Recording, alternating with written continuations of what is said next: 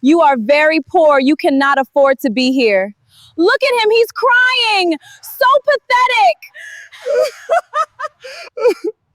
He gave up his empire to wear a rented uniform, just to know what real love felt like. She fell for the broke security guard, never knowing he owned the whole bank. But one girl's cruelty and one hidden truth were about to destroy everything he built. Watch till the end. The twist will break your heart. Lagos never slept, and neither did Chima Maduka. At 29, he had done what men twice his age only dreamed of. Zenith Trust Bank rose 18 stories above Victoria Island, its glass face catching the sunrise like a crown of fire. Chima had built it from nothing, from a small lending company run out of a 2-room office to one of the fastest-growing financial institutions in the country. Reporters called him a genius. Investors called him a visionary. Women called him something else entirely. "You are the most eligible bachelor in this city," his father, Pa Emeka, said one evening, setting a plate of jollof rice in front of him. "So why do you look like a man carrying the weight of Lagos on his shoulders?" Chima didn't answer right away. He stared out the window of the modest family duplex. Modest by his standards, though it would look like a palace to most. His father had refused to move into anything bigger. "Money changes a house," Pa Emeka always said, "but it should never change a man." That was the thing about his father. Emeka Maduka had once been a bank clerk himself, decades ago, before life and circumstance and one terrible business partner robbed him of everything. He'd raised Chima alone after his wife died, working 3 jobs, refusing every form of charity, teaching his only son that pride was worth more than comfort. Now, Pa Emeka worked in his own son's bank, not because he needed the money, but because he refused to sit idle in a big house doing nothing. He'd taken a modest position overseeing kitchen operations for the staff cafeteria, a job Chima had tried to talk him out of 100 times. "Let me buy you a house in Lekki. Let me get you a driver. You built me, Papa. Let me take care of you now." "You already take care of me," his father always replied, "by staying a good man. That is the only payment I want." But tonight, something about his father's words cut deeper than usual. Why do you look like a man carrying the weight of Lagos on his shoulders? Because he was tired. Not of the money. Not of the meetings, the mergers, the endless demands of running an empire. He was tired of being loved for things that weren't him. There had been Adaze, the socialite who wanted his name on her father's failing construction company. There had been Beatrice, who cried real tears on their 3rd date and admitted, only when pressed, that her mother had told her to lock him down before another girl does. There had been countless women at galas and dinners who looked at him the way people look at a winning lottery ticket. Not a man, but a prize. "Papa," Chima said quietly, "how did you know Mama really loved you? Not your name. Not what you could give her. You." Pa Emeka set down his fork. For a long moment, he studied his son's face, and something like understanding passed between them. "Your mother met me when I owned nothing but a bicycle and a promise," he said. "She never saw the man I would become. She saw the man I was. That is the only love worth having, Chima. The love that finds you before you have anything to offer it." That night, Chima didn't sleep. He sat on his balcony overlooking the city he had helped rebuild, and an idea took root in him. Reckless, foolish, the kind of idea only a man exhausted by his own success could dream up. He would disappear.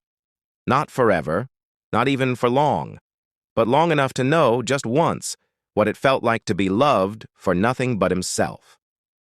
The plan came together over the following week, and only one person knew the full truth: his father. "You want to do what?" Pa Emeka had asked, nearly dropping the tray he was carrying. "Security guard, at my own bank. Nobody knows my face, Papa. I've spent 10 years avoiding cameras and interviews. The board photo is the only real picture of me anywhere, and even that's 5 years old and I look nothing like it now. I'll grow the beard back. I'll wear the uniform. I want to see what it's like to be invisible." "Chima, this is madness." "Maybe. But you're already in that building every day and nobody bothers you either. You told me yourself. People don't see the ordinary. They walk past it." His father was silent for a long moment. Then, slowly, something like pride crept into his tired eyes. "Your mother would have loved this foolishness," he murmured. "Fine, but you tell no one. Not the board. Not Security Chief Tunda. No one." It hadn't been difficult to arrange. Chima quietly instructed his HR director to create a temporary position, night shift gate security at the staff entrance, under the name Chidi Okafor, a fabricated file, a modest salary transferred to a dummy account. He grew out the stubble he usually kept trimmed, swapped his tailored suits for a worn uniform 2 sizes looser than it needed to be, and for the first time in over a decade, walked into his own bank as a stranger. Nobody looked at him twice. That, more than anything, told him how right his father had been. The tellers rushed past him each morning without a glance. The executives, men he'd personally hired, walked by close enough to touch him and never once slowed their stride. He had built an empire of glass and steel, and within it he had become a ghost. It was oddly peaceful. Her name was Ngozi. She worked the cleaning shift that overlapped with his first hour on duty, and the first time Chima saw her, she was humming softly to herself while wiping down the marble reception desk, a headscarf tied loosely over braided hair, her uniform pressed but clearly old, mended more than once at the seams. "Good morning, Oga security man," she said cheerfully, not looking up. "You are new. I have not seen your face before." "Chidi," he said, extending a hand before remembering himself and pulling it back. "Just started this week." "Ngozi." She smiled, wiping her palm on her uniform before shaking his hand properly anyway. "You look like a man who has not eaten breakfast." He hadn't, in fact. He'd been too nervous about the disguise holding to think about food. "I'm fine." "You are not fine. Come."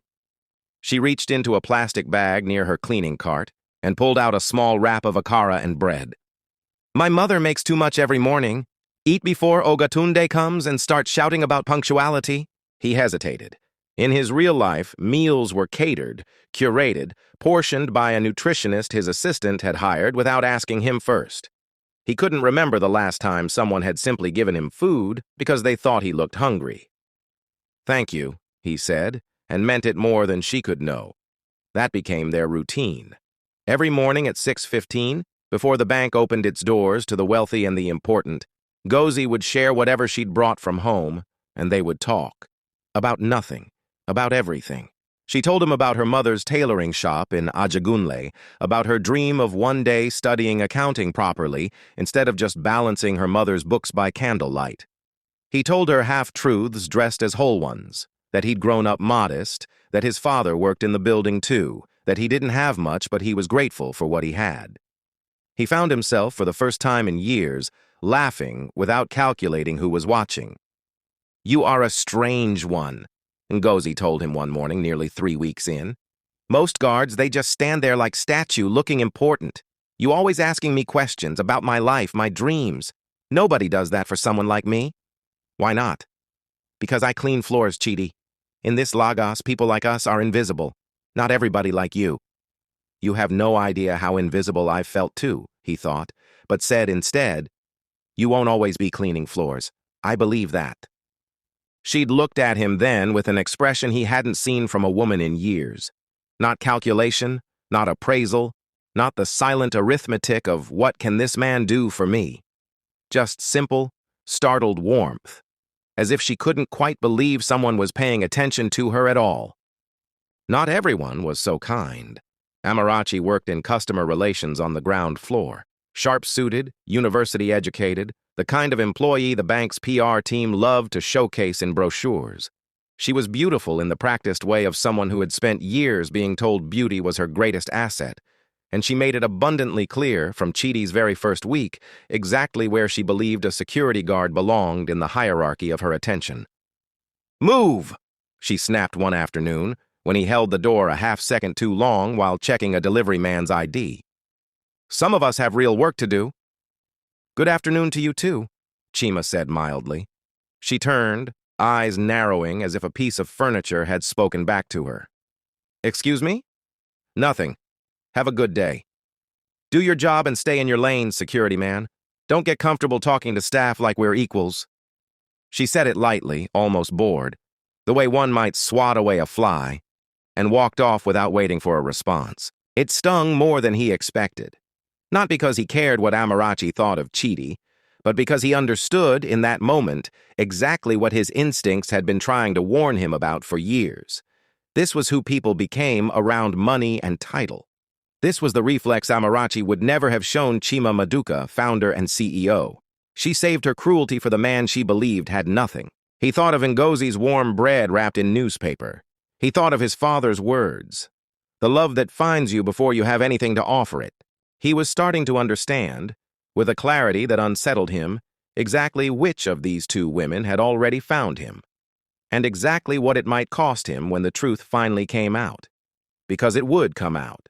Some lies, no matter how carefully built, always did John Carter. The weeks turned into 2 months, and Chima Maduka began to understand something dangerous. He no longer wanted the disguise to end. As Chidi, he had a life stripped of pretense. He ate akara wrapped in newspaper and thought it tasted better than the imported breakfasts his private chef prepared. He rode the staff bus home some evenings instead of calling his driver, just to sit beside Ngozi and listen to her talk about the accounting textbook she was borrowing from a library 3 bus stops from her house. He had built glass towers and closed million-dollar deals, but nothing had made him feel as alive as watching Ngozi laugh at something foolish he'd said, her whole face lighting up like she meant it. Because she did mean it. She had no reason not to. But every lie carries its own gravity, and Chima's was growing heavier by the day. "You should meet my mother," Ngozi told him one Sunday, as they sat on an overturned crate behind the staff building during her break. "She keeps asking about the security guard who is too polite to be normal. She thinks I'm hiding something from her." Chima laughed, but it came out thinner than he intended. "Maybe you are." "Maybe." She bumped her shoulder against his, easy and unguarded. "I like you, Chidi. I don't say that to men. Most of them, they want something. You've never asked me for anything." "Because I already have everything, and none of it means as much as this," he thought. What he said was, "I like you too, Ngozi. More than I know how to say." It should have felt like triumph, proof that his father was right, that love could still find a man before he offered anything but himself. Instead, it felt like standing at the edge of a cliff he had built with his own hands. He needed to tell her. Soon. On his terms, gently, before the truth found her some other way.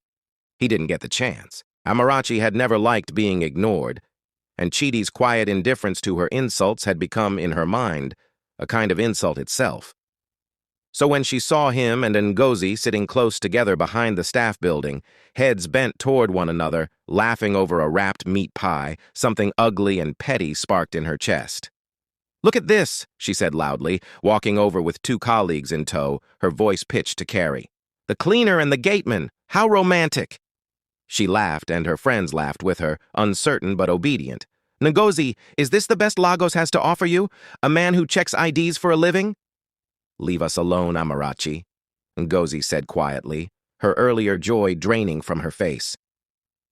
"I'm only saying what everyone thinks. You clean floors, he guards doors. At least you two know your level." She turned to Chima with a sneer that had humiliated men more powerful than he pretended to be. "Chidi, isn't it? Tell me, does it not embarrass you? Standing outside all day watching real people go in and out of doors you'll never walk through as anything but a servant?" Something in Chima went very still. He thought of his father, decades ago, losing everything to a partner who saw him as disposable the moment he had nothing left to offer.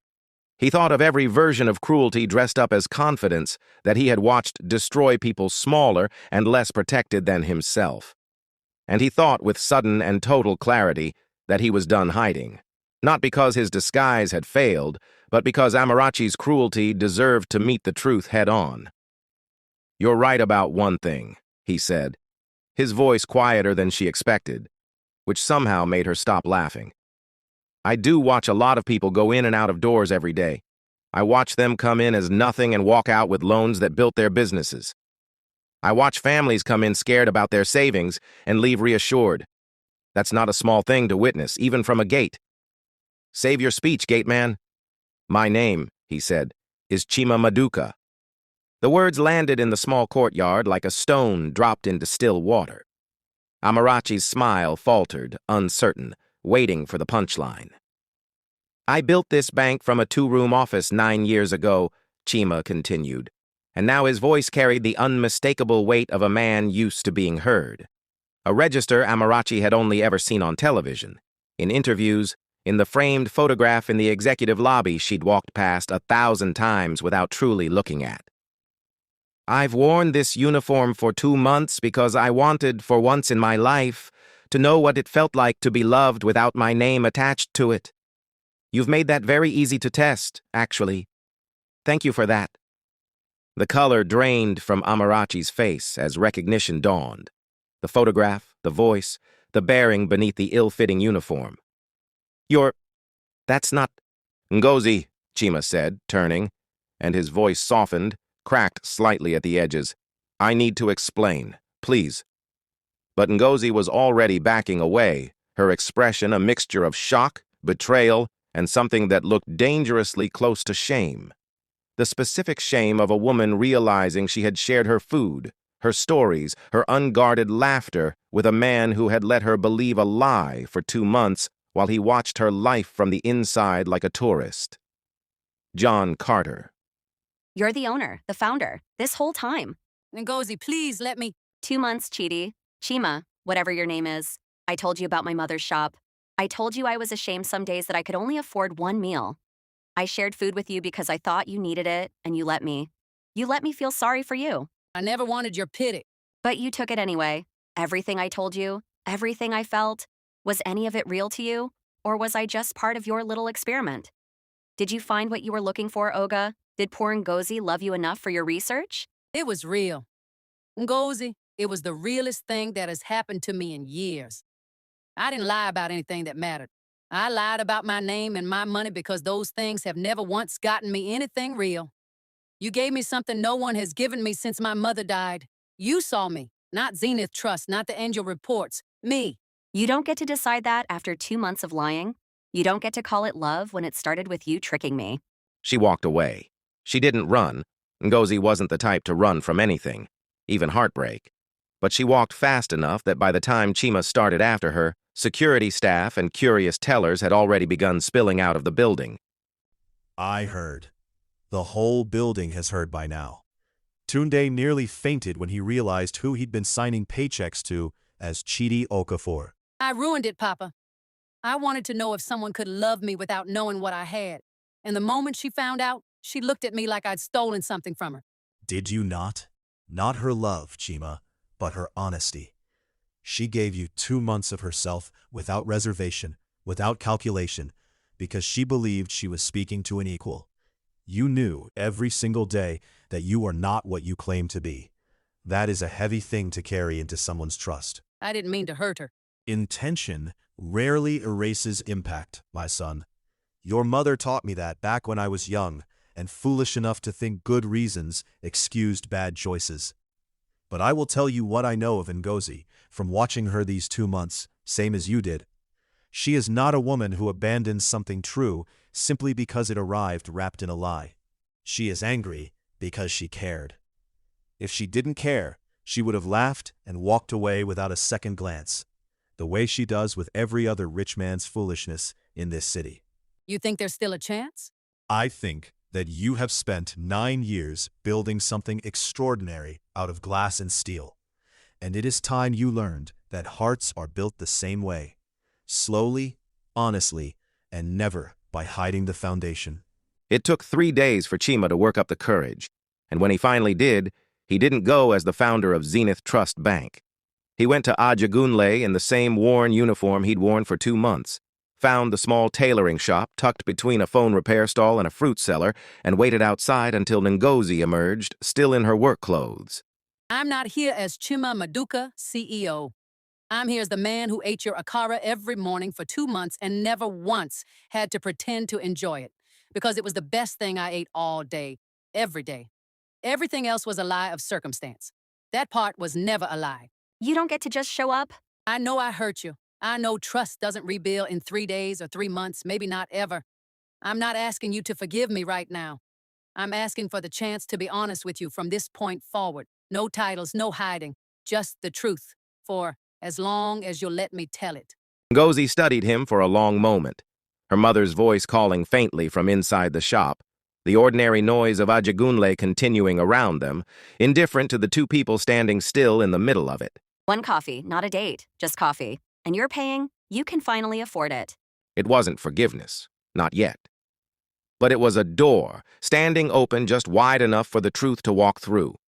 And for the first time in 2 months, Chima Maduka didn't have to pretend to be anyone but himself to walk through it with her.